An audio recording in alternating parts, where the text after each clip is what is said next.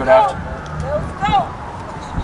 afternoon, everyone. My name is Enrique Sanchez. I just want to thank, before anything, the organizers and all the community members who are out here at this moment celebrating Indigenous Peoples Day.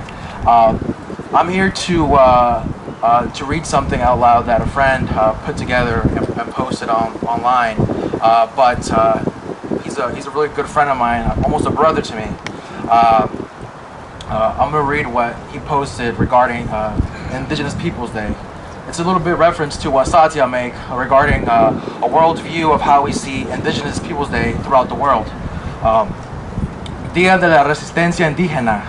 Today, as every day, we celebrate over 500 years of ceaseless global resistance to colonization, imperialism, and oblivion.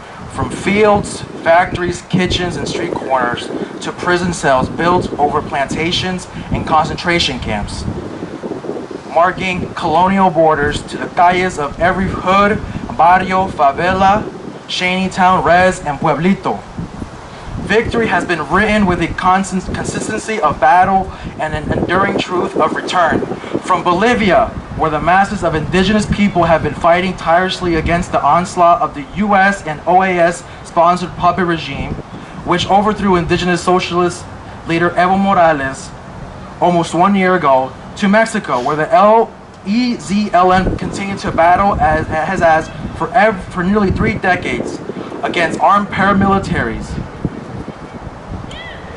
seeking to destroy its autonomous communities in the first wave of assaults, preempting massive development projects aimed at seizing and privatizing indigenous land and genociding indigenous people. From Colombia, where thousands of indigenous freedom fighters gathered today in Cali, demanding redress on the onslaught of Western multinational mining corporations, shameless stealing land and murdering people and peasants and indigenous movement leaders, to Artsakh, where over a century after a world-shattering genocide, the indigenous Armenian masses continue to fight without end against the Turkish settler states.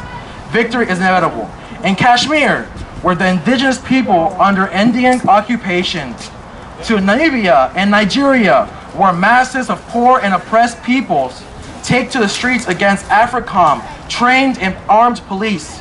From the belly of the beast here in America, in the United States, where hundreds of political prisoners are held in concentration camps for their resistance to domestic terrorism, to Haiti, to Yemen, to Brazil, to Honduras, Puerto Rico, the Philippines, Hawaii, Sudan, Ecuador, Azania, and throughout the world's indigenous peoples are on the front lines in the struggle against the genocidal forces of capitalism, imperialism, and colonization. Even here in Rhode Island has had the last slave trading post. It has 10 of the richest slave traders, to Brown, to DeWolf, and among others. Today, as every day, we honor indigenous resistance, struggle, and sacrifice. Today, as every day, we pledge ourselves to the ongoing and unending struggle for decolonization and indigenous liberation. Free the people, free the land, hasta la victoria, always. Thank you, everyone.